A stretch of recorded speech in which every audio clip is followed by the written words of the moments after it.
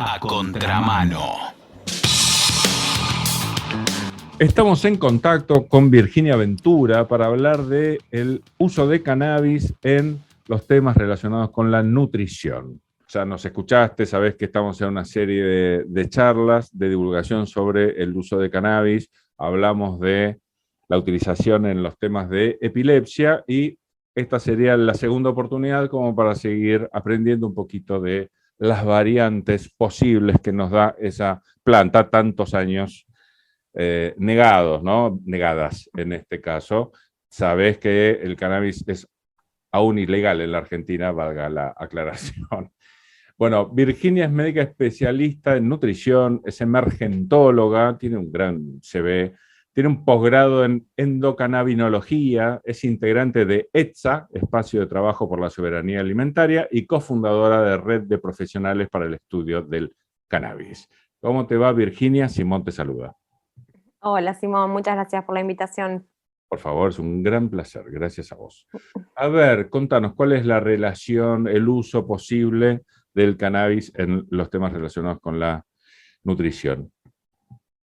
Bien, mira, justamente con el tema de nutrición y cannabis se da como una paradoja que es muy interesante. En realidad, el consumo de cannabis creo que es bastante de conocimiento popular, la idea de que el consumo de cannabis produce hambre, ¿no? Sí, sí.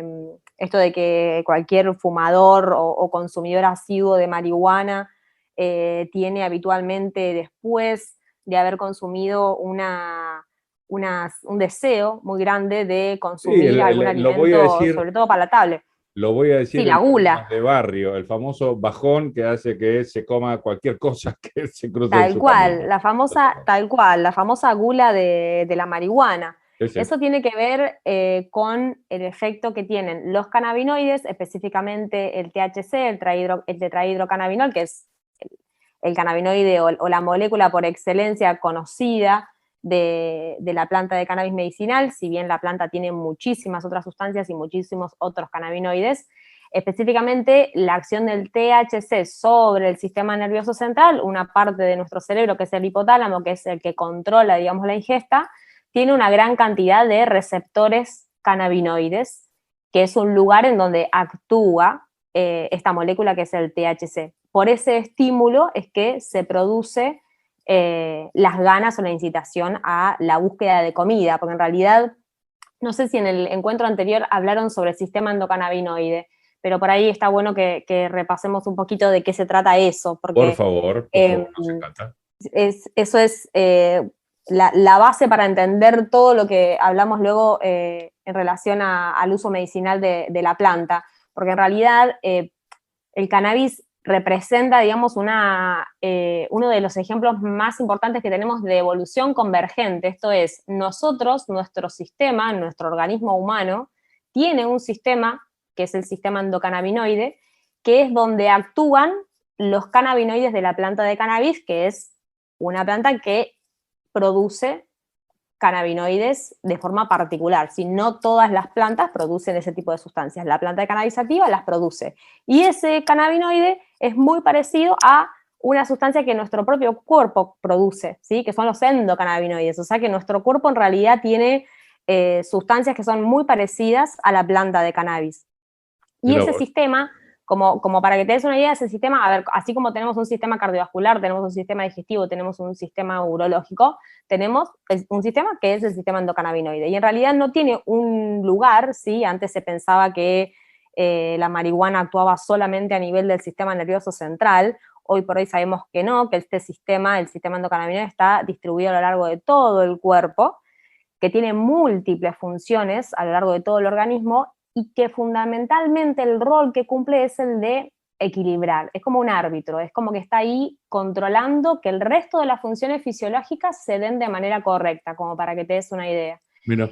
Este sistema está muy presente dentro de otro sistema de control muy importante que tenemos nosotros, que es el sistema de control de balance energético, que es el que nos permite saber cuándo tenemos necesidad de ir a buscar comida, ¿sí? Y el que después programa qué se hace con eso que nosotros ingerimos, digamos, qué se hace con esos nutrientes.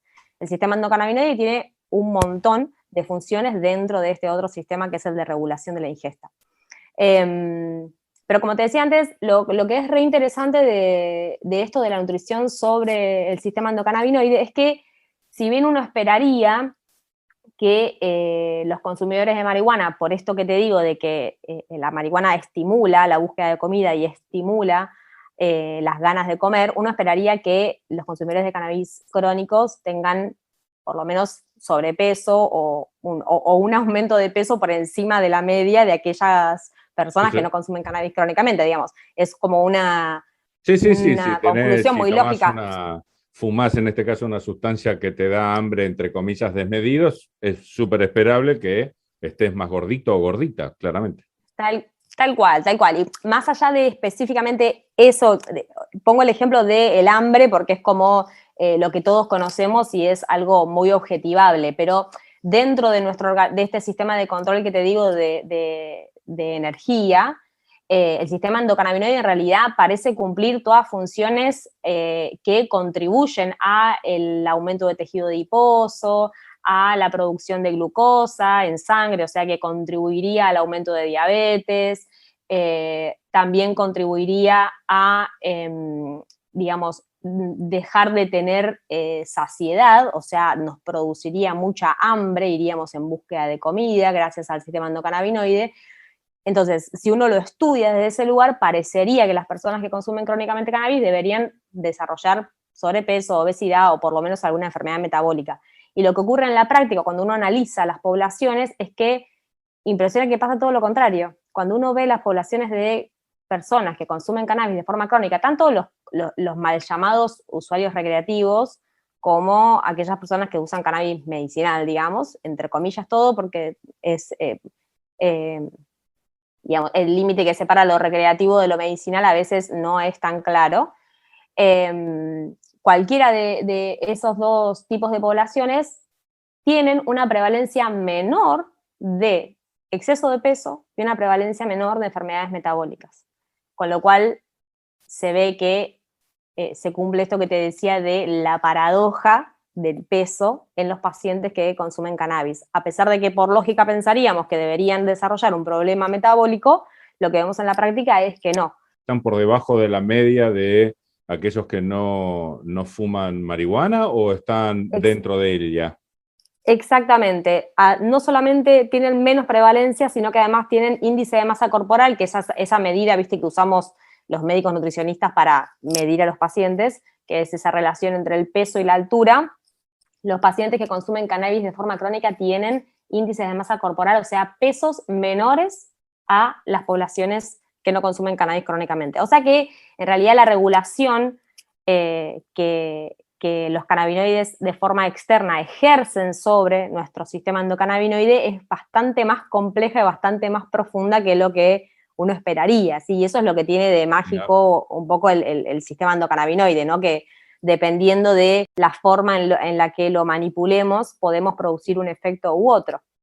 Y se ven consecuencias muy diversas cuando una persona se atiende o se trata con cannabis medicinal. Después, específicamente, en lo que es el abordaje de las enfermedades metabólicas, con cannabis, o sea, o con derivados de cannabis, hay muchos cannabinoides que tienen efectos sobre estas enfermedades metabólicas. Por ejemplo, si bien el THC que te decía, administrado a dosis bajas, produce este efecto inmediato de búsqueda de comida, en realidad el THC administrado a dosis muy altas produce lo contrario, produce hipofagia, ¿sí? Eso se ve en experimentos en ratas desde hace muchísimo tiempo. También el CBD, el cannabidiol, que es otro cannabinoide que se puede encontrar en la planta, contrarresta bastante este efecto hiperfágico que tiene el THC. El aceite de cannabis es otra manera de consumir la planta. Tengo entendido que no tiene THC, justamente, ¿no? Entre otras diferencias. ¿También te estimula el hambre? No es tan así de que los aceites de cannabis no tienen THC. Bien, contame. Depende de la planta que se haya usado para hacer ese aceite. La planta de cannabis tiene muchas genéticas y dentro de esas genéticas existen quimiotipos, es decir, no todas las plantas tienen las mismas proporciones de los diferentes cannabinoides que conocemos. Hay plantas que son más ricas en THC, hay otras plantas que son menos ricas en THC y más ricas en otros cannabinoides. Entonces, el aceite que nosotros hagamos, en realidad la composición que tenga va a depender de la composición que inicialmente haya tenido la planta Bien, que se cultivó, ¿sí? Entonces, en realidad el aceite puede no tener THC, pero en la mayoría de los casos tiene. A ver, sigo haciendo preguntas bien de sentido común para que me enseñes. Cuando vos tenés mucha hambre, porque terminaste de Sí, fumar, puede pasar sí, que por esa voracidad cuides menos lo que comes, que a los claro, efectos sí, de o la sea, nutrición puede ser igualmente malo. ¿Eso se da, no? y a ver, eso tiene que ver con el contexto, porque, a ver, el sistema endocannabinoide estaría dentro de el conocido fenotipo ahorrador, es decir, nosotros cuando éramos cazadores-recolectores teníamos muchos inconvenientes para conseguir determinados nutrientes, ¿sí? Porque Sí. no teníamos la oferta de alimentos que tenemos hoy en día. Ese mismo sistema puesto hoy en este contexto de abundancia de alimentos y de abundancia de alimentos muy, pero muy palatables, ¿sí? Termina muchas veces descoordinando todos nuestros sistemas. De hecho, es parte de la base de la gran problemática que tenemos hoy en día con todo lo que tiene que ver con problemas de obesidad, de diabetes, de problemas de colesterol y demás, que tiene todo que ver con nuestro modo de vida y lo que comemos. El Absolutamente de acuerdo. cannabis el cannabis lo que estimula es la búsqueda por el alimento. Y siempre esa búsqueda va a ser por un alimento palatable dentro de lo posible. ¿Por qué? Porque en realidad hay también receptores cannabinoides dentro de todo nuestro sistema hedónico, nuestro sistema de placer cerebral, ¿sí? La parte del cerebro que nos hace sentir el goce, tiene también un montón de receptores cannabinoides que se estimulan por las mismas sustancias. Entonces, cuando uno consume cannabis, dan ganas no solamente de comer, sino ganas de comer algo muy palatable. Y depende de lo que yo tenga alrededor, es lo que voy a terminar comiendo. ¿Sí? Entonces, sí puede ser esto que decís vos, que en esta búsqueda de lo palatable, si yo tengo una torta de chocolate y crema en la heladera, probablemente el consumo desmedido o el consumo en mayor cantidad va a ser de un alimento que, como vos decís, nutricionalmente es mucho más calórico y va a contribuir al O sea, aumento de peso. buena respuesta. Depende mucho de qué alimentos te rodeen Tal cuando cual. consumís cannabis.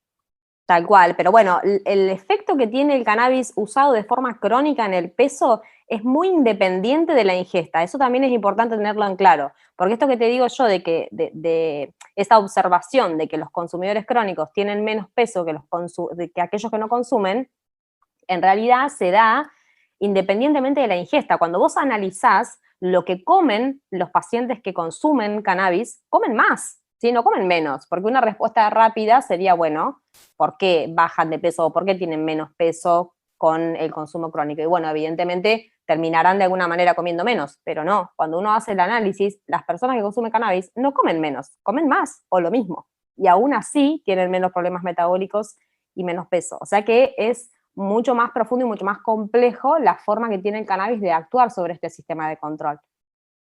Impresionante. Y decime, ¿cuál sería el tipo de paciente al que más le beneficiaría el uso de cannabis? De los que, dentro del universo de los que tienen la nutrición como un problema, como un tema a cuidar.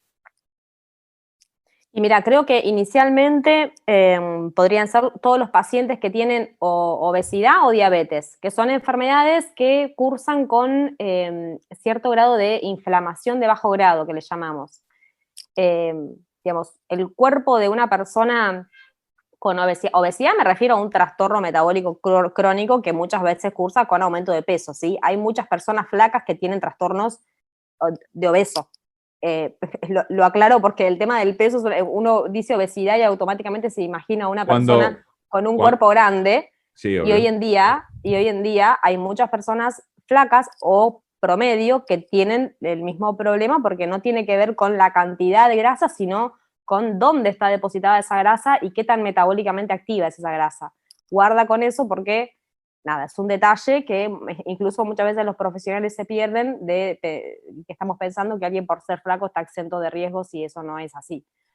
Tanto la obesidad como la diabetes cursan con inflamación de bajo grado, ¿sí? Crónicamente están un poquitito inflamados, de hecho por eso son personas que son muy susceptibles a tener cuadros graves, por ejemplo, por COVID o cualquier otra infección, ¿sí? Porque son personas que ya tienen cierto grado de inflamación. Entonces, cuando una noxa externa viene y los ataca de alguna manera, el cuerpo como que estalla todo su sistema de defensa y se produce todo un mecanismo que termina agregándole mortalidad al cuadro de infección, ¿no?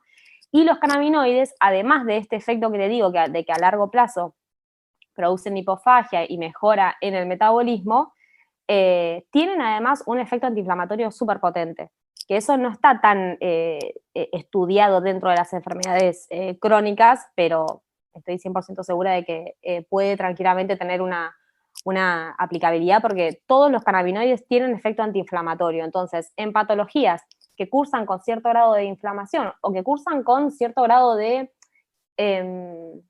mal funcionamiento del sistema endocannabinoide, se van a beneficiar del aporte exógeno de cannabinoides, ¿sí? Las mismas cosas que desequilibran a este sistema que te digo, que es el sistema endocannabinoide, son las mismas que terminan a largo plazo produciendo enfermedades metabólicas. ¿Cuáles son esas cosas? Comer mal, vivir estresado, dormir mal, estar poco expuesto al sol. Todas esas cosas desequilibran el sistema endocannabinoide y todas esas cosas son las mismas que producen enfermedades metabólicas a largo plazo. La falta de ejercicio físico es otra gran importante. Por favor, metámonos en los flaquitos que tienen trastornos de obesidad, para decirlo así No, gracioso. siempre lo aclaro porque vivimos en una sociedad muy gordofóbica y automáticamente pensamos que las personas que tienen sobrepeso tienen un problema y las personas que son flacas están exentas de riesgos. Y eso pasa mucho también desde los profesionales de la salud. Hoy en día vivimos en un ambiente que no favorece para nada nuestro estado de bienestar y muchas veces se producen alteraciones metabólicas en personas que no tienen un exceso de peso evidente. ¿Cómo serían esos trastornos metabólicos que no se plasman en grasa corporal? Los más clásicos son problemas de colesterol, hipertensión. Clásicamente los podés encontrar con mucha tranquilidad en una persona que no tiene un exceso de peso aumentado. Lo mismo que el consumo de tabaco. El consumo de tabaco es un gran contribuyente al deterioro de todas las arterias, que hace que haya personas con enfermedad cardiovascular a muy temprana edad y que no tienen un problema de peso importante, pero el problema metabólico lo terminan teniendo igual, porque esos hábitos de vida a mediano o largo plazo terminan teniendo un impacto metabólico. Decime, aprovecho que te tengo y Sí. que pareces tan sólida, ¿qué hay de Bueno. cierto con un tema general que dice que las tablas de peso-altura en realidad están pensadas para el pueblo estadounidense que de por sí se la pasa comiendo, entonces están exageradas? ¿Es real, no? En realidad, sí, en realidad un poco al revés, o sea, están hechas hace mucho tiempo, la verdad que no me acuerdo el año en el que se No importa, no hicieron, importa.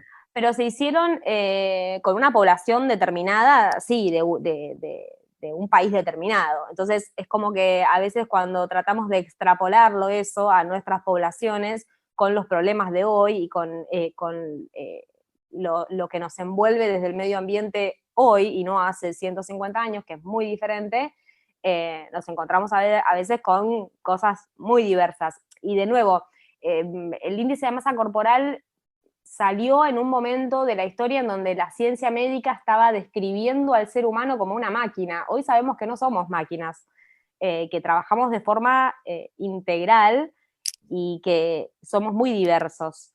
Ese número, que en realidad sale de esta relación entre peso y altura, está bueno para que nos lo quedemos nosotros, los que hacemos ciencia desde el lugar de muchas veces de la investigación.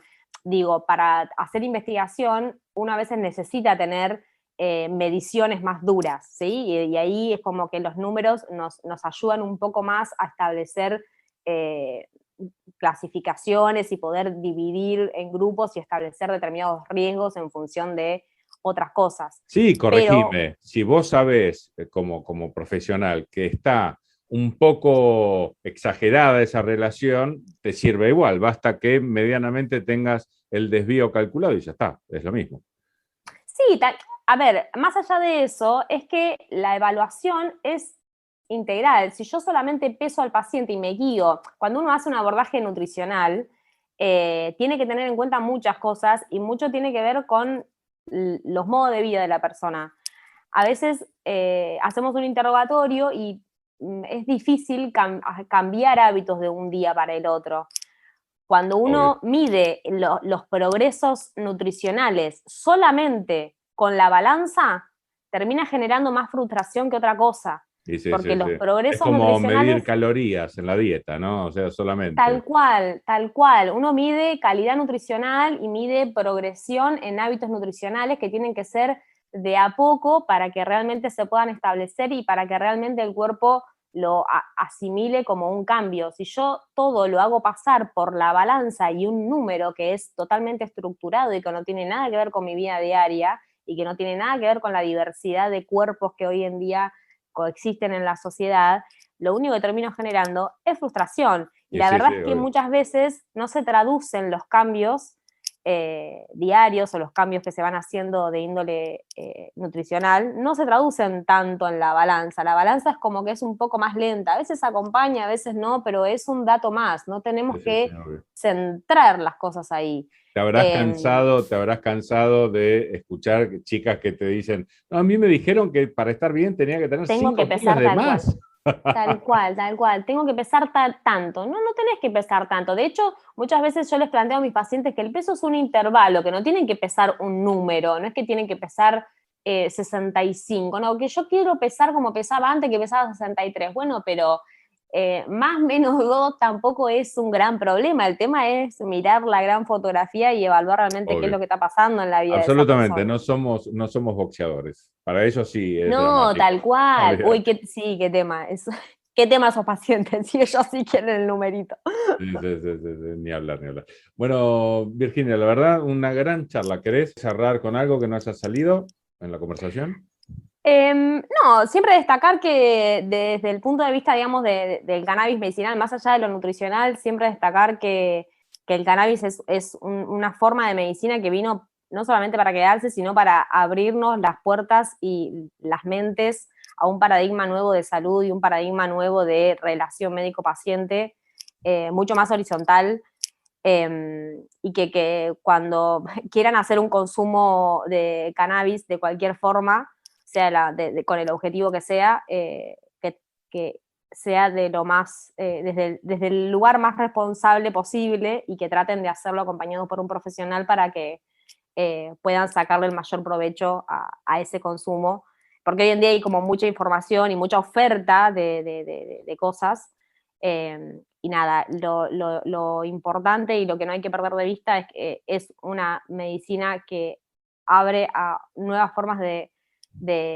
salud y que la aposta está en poder cultivar y hacer una gestión autónoma de nuestro propio cuerpo.